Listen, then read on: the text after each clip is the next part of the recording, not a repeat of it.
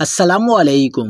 कराची के इलाके लांडी में पुरअसरार धमाका, इलाके में खौफ और इराज फैल गया।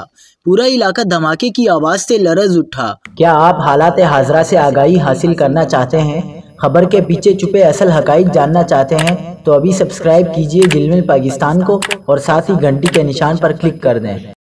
आपको बताते चलें कि कराची के इलाके लांडी में पुरअसरार धमाका हुआ। ताहम धमाके के बाद पुलिस और कानून नाफिज करने वाले जाए वकुआ पर पहुंच गए, जबकि धमाके में कोई जानी नुकसान नहीं हुआ। पुलिस के मुताबिक लांडी नंबर 2 मोइनाबाद में पुरअसरार धमाके के बाद इलाके में शदीद खौफ और इराज फैल गया। ताहम धमाके में कोई जानी नुकसान नहीं हुआ। धमाके की आवाज़ इतराफ में सुनी गई। वाक़े की इत्ला मिलते ही CTD बम डिस्पोजल स्क्वाड जाए वकुआ पर पहुंच गई, जबकि क्राइम सीन यूनिट ने जाए वकुआ से शवाहिद जमा कर लिए। पुलिस के मुताबिक गली में रहने वालों के बयानात कलमबंद किए गए हैं। अब तक वाक़े की कोई CCTV फुटेज नहीं मिल सकी। इब्तिदाई तौर पर शवाहिद क्रैकर बम धमाके के हैं, ताहम वाक़या मशकूक है। मज़ीद तफ्तीश की जा रही है।